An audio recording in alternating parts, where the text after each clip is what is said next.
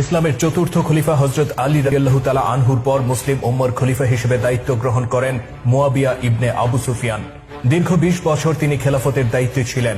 শাসক হিসেবে ইসলামের অনেক নীতিমালা থেকে তিনি সরে আসেন এবং উম্মার সাথে বহু ব্যাপারে বিশ্বাসঘাতকতা করেন। তিনি নিজের পরিবার ও গোত্রের লোকদেরকে খেলাফতের গুরুত্বপূর্ণ দায়িত্বে পদায়ন করেন এবং সম্পূর্ণ নিয়ন্ত্রণ নিজের হাতে তুলে নেন।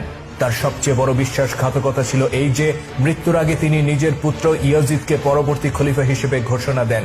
তার এই বিশ্বাসঘাতকতার ফলে উম্মতে মুহাম্মদের সীমাহীন কোরবানির বিনিময়ে গড়ে ওঠা ইসলামী খেলাফতের নিয়ন্ত্রণ চলে যায় একটি পরিবারের হাতে এবং খেলাফতের পরিবর্তে সৃষ্টি হয় সালতানাত বা রাজতন্ত্রের ধারা। মুয়াবিয়ার পুত্র এজিদ ছিল প্রচন্ড দুশ্চরিত্র আর দুরাচারী ব্যক্তি। মদ্যপান সহ ইসলামের শরিয়া বিরোধী বহু কাজে সে লিপ্ত ছিল। তথাপি মুয়াবিয়া মৃত্যুর পূর্বে নিজের অযোগ্য এই সন্তানকে খলিফা হিসেবে ঘোষণা দেন। ইসলামী খেলাফতের সকল গভর্নর ও গুরুত্বপূর্ণ ব্যক্তিদেরকে দামেস্কে নিজের প্রাসাদে ডেকে এনে এজিদকে মেনে নেয়ার বায়াত আদায় করেন মুয়াবিয়া। কিন্তু বিশ্বনবী হযরত মুহাম্মদ সাল্লাল্লাহু আলাইহি সাল্লাম এর দৌহিত্র ইমাম হুসাইন রাদিয়াল্লাহু তাআলা আনহু সহ মোট ৪ জন গুরুত্বপূর্ণ ব্যক্তি এজিদের বায়াত গ্রহণে অস্বীকৃতি জানান। মুয়াবিয়ার মৃত্যুর পর এজিদ সিংহাসনে বসেই ইমাম হুসাইনের মৃত্যুর পরোয়ানা জারি করে দেয়। ইমাম হুসাইন তখন মদিনায় বসবাস করতেন। এজিদ মদিনার গভর্নরকে চিঠি লিখে এই নির্দেশ দেয়, হুসাইন আমাকে মেনে না নিলে তাকে হত্যা করো।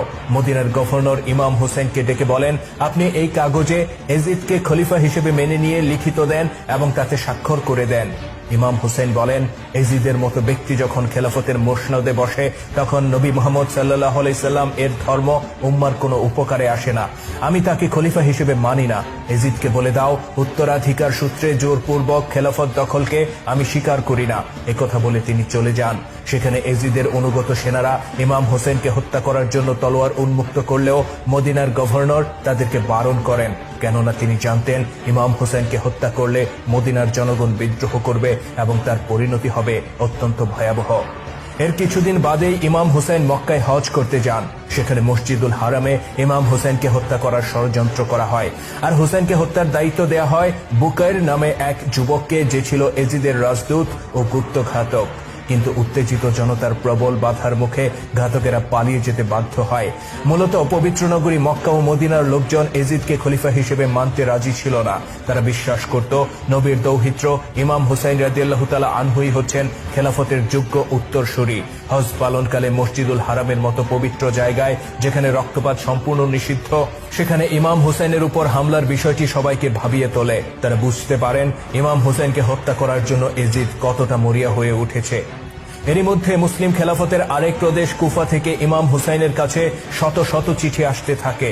কুফার গণ্যমান্য ব্যক্তিরা এসব চিঠিতে উল্লেখ করেন, আমরা মুয়াবিয়া ও এজিদের দুঃশাসনে অতিষ্ঠ হয়ে পড়েছি। আমরা তাদের জুলুম আর অন্যায়ের সামনে অসহায়। আপনি দ্রুত কুফায় আসুন এবং আমাদের দায়িত্ব গ্রহণ করুন। আমরা আপনাকে আমাদের শাসক হিসেবে দেখতে চাই। ইমাম হুসাইন রাদিয়াল্লাহু তাআলা আনহু তার অত্যন্ত বিশ্বস্ত একজন সঙ্গীকে কুফায় পাঠিয়ে দেন সেখানকার সত্যিকার পরিস্থিতি জানার জন্য। ইমাম হুসাইনের প্রতিনিধি সেখানে গিয়ে পরিস্থিতি দেখে তাকে চিঠি লিখে জানান, কুফাবাসী সত্যিই আপনাকে নিজেদের শাসক হিসেবে দেখতে চায়। তাদের উপর খলিফা এজিদ ও কুফার গভর্নর এর কোনো নিয়ন্ত্রণ নেই। কুফাবাসী তাদের বিরুদ্ধে অনাস্থা জ্ঞাপন করেছে এবং বিদ্রোহ করেছে। এই চিঠি পাওয়ার পর ইমাম হুসাইন রাদিয়াল্লাহু তাআলা আনহু কুফার উদ্দেশ্যে রওনা হন। তার সাথে ছিলেন নিজের ভাই আব্বাস ইবনে আলী, স্ত্রী ও পরিবারের লোকজন এবং অল্প কয়েকজন বিশ্বস্ত সঙ্গী। তাদের কোনো ধরনের যুদ্ধ প্রস্তুতি ছিল না। কিন্তু ইমাম হুসাইন রাদিয়াল্লাহু তাআলা আনহু যখন কুফার উদ্দেশ্যে রওনা হন তার পরপরই কুফার পরিস্থিতি বদলে যায়। এজিদের অতি বিশ্বস্ত কয়েকজন ব্যক্তি কুফায় গমন করে এবং সেখানকার নিয়ন্ত্রণ নিজেদের হাতে নিয়ে নেয়। তাদের মধ্যে উল্লেখযোগ্য ছিল ওবায়দুল্লাহ ইবনে জিয়াদ ও শিমার ইবনে জওশান। এই ওবায়দুল্লাহ ও শিমারের সাথে হযরত আলী রাদিয়াল্লাহু তাআলা আনহুর আমল থেকেই পারিবারিক বিরোধ চলে আসছিল। তাদের পূর্বপুরুষেরা হযরত আলী রাদিয়াল্লাহু তাআলা আনহুর খেলাফতের বিরোধী ছিল। মুয়াবিয়া খেলাফত গ্রহণের পর এদেরকে বিভিন্ন গুরুত্বপূর্ণ দায়িত্ব প্রদান করে এবং এজিদের শাসনকে সুপ্রতিষ্ঠিত করতেও গুরুত্বপূর্ণ ভূমিকা রাখে এই ওবায়দুল্লাহ ও শিমার ইবনে জওশান। তারা বিভিন্ন প্রদেশে গিয়ে এজিদের বিরুদ্ধে অবস্থান গ্রহণকারী ব্যক্তিদেরকে ধরে ধরে প্রকাশ্যে হত্যা করতে শুরু করে। অতঃপর এজিদের নির্দেশে ওবায়দুল্লাহ শিমারকে সাথে নিয়ে কুফায় গমন করে এবং সেখানকার গভর্নর ওমর বিন সাদের সাথে মিলে পরিকল্পনা শুরু করে কিভাবে এই বিদ্রোহ দমন করা যায়। উবাইদুল্লাহ ছিল অত্যন্ত চতুর আর সে ছিল চটকদার বক্তা। সে কুফাবাসীর সামনে দীর্ঘ বক্তব্যে প্রথমে এজিদের বিরুদ্ধে বিদ্রোহ করার ভয়ানক পরিণতির ব্যাপারে সতর্ক করে।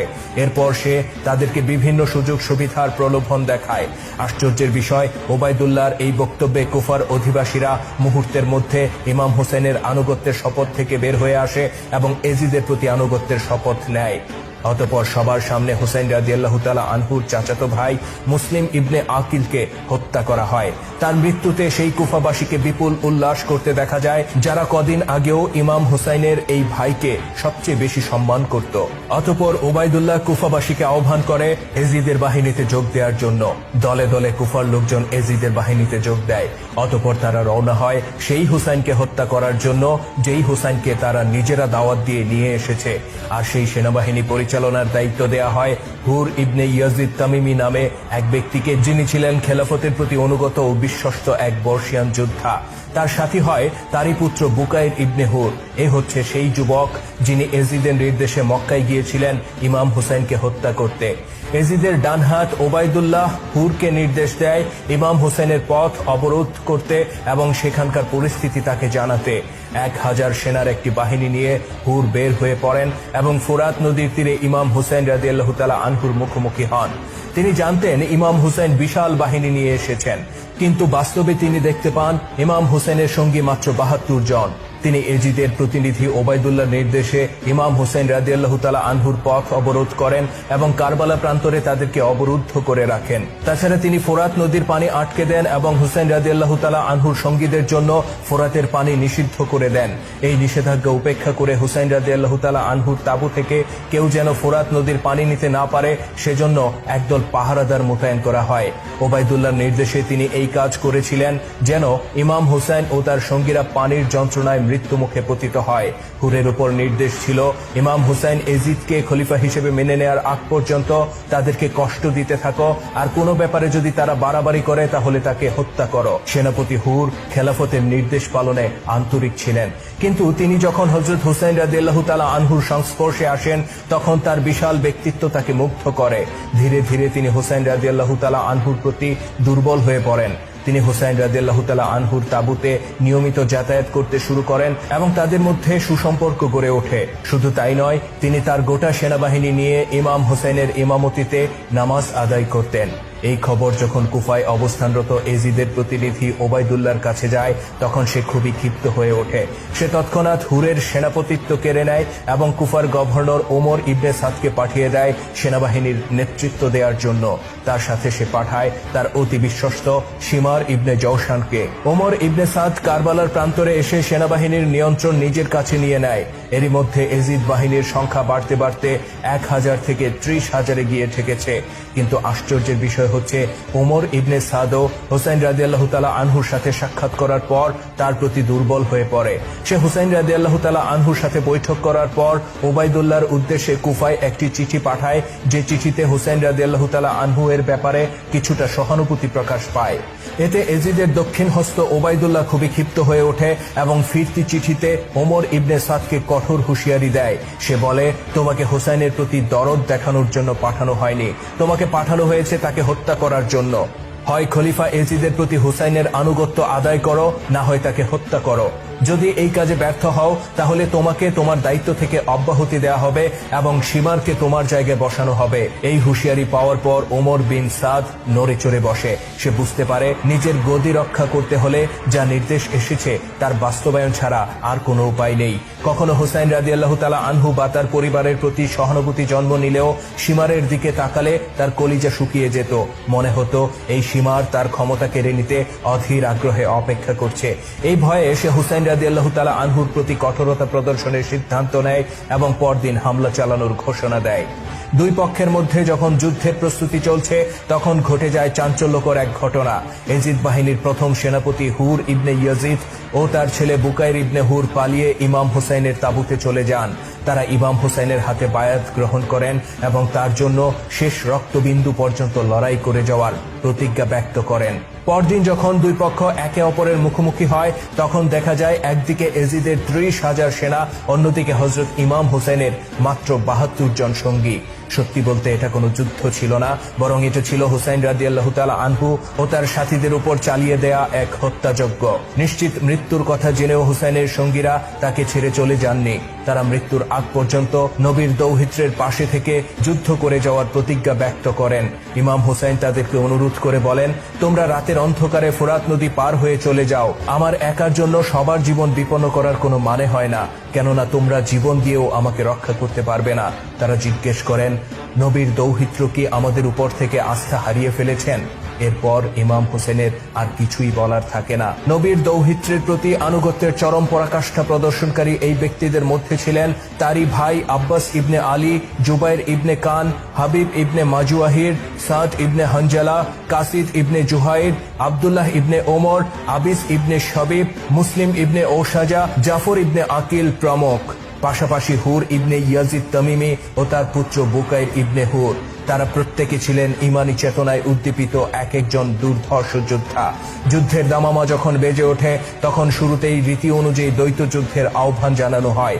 দ্বৈত যুদ্ধে ইমাম হোসেনের সঙ্গীদের কাছে এজিদের বাহিনীর বড় বড় যোদ্ধারা পরাজিত হতে থাকে।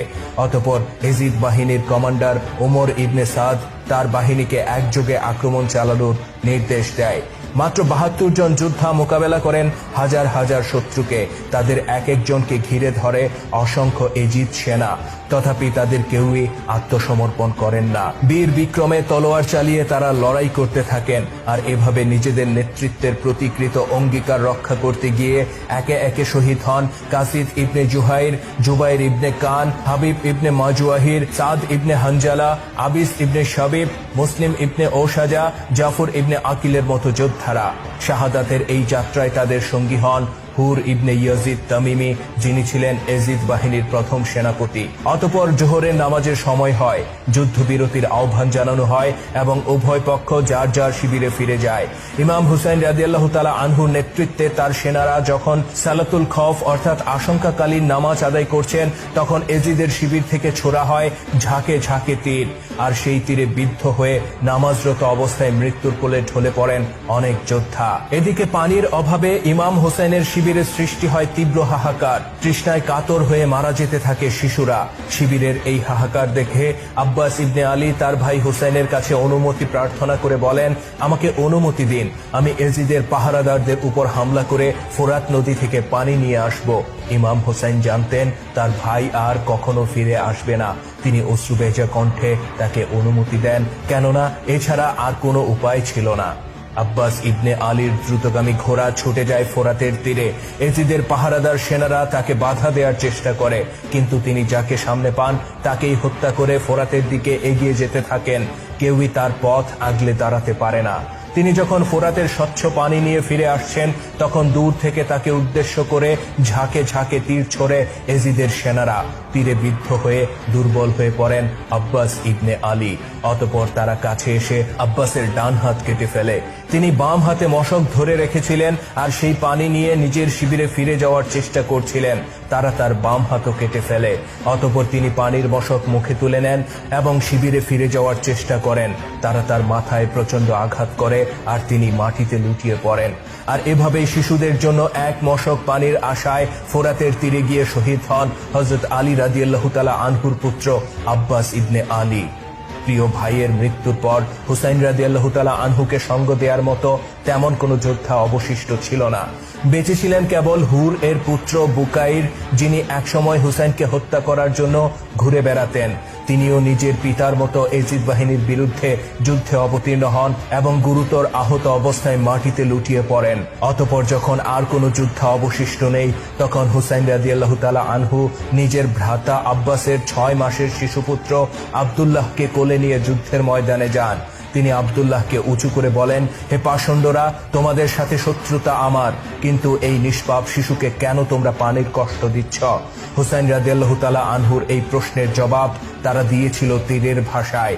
মুহূর্তে এক পশলা তীর এসে বিদ্ধ করে দেয় শিশু আব্দুল্লাহর বুক। অতঃপর তারা একযোগে ঝাঁপিয়ে পড়ে হুসাইন রাদিয়াল্লাহু তাআলা আনহুর উপর।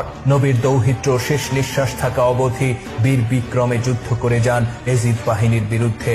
আর এভাবেই কারবালার ময়দানে শহীদ হন নবীজির নয়নের মণি, তার কলিজার টুকরা ইমাম হোসেন রাদিয়াল্লাহু তাআলা আনহু। তার এই শাহাদাতের সাক্ষী হয় অভিশপ্ত কারবালার প্রান্তর, আর সাক্ষী হয় হাত গুটিয়ে নেয়া ফোরাত নদী, আর সাক্ষী হয় মৃত্যু যন্ত্রণায় কাতর বুকাইর ইবনে হুর, আর সাক্ষী হয় সেই শ্বেতঘোড়া যে বহন করছিল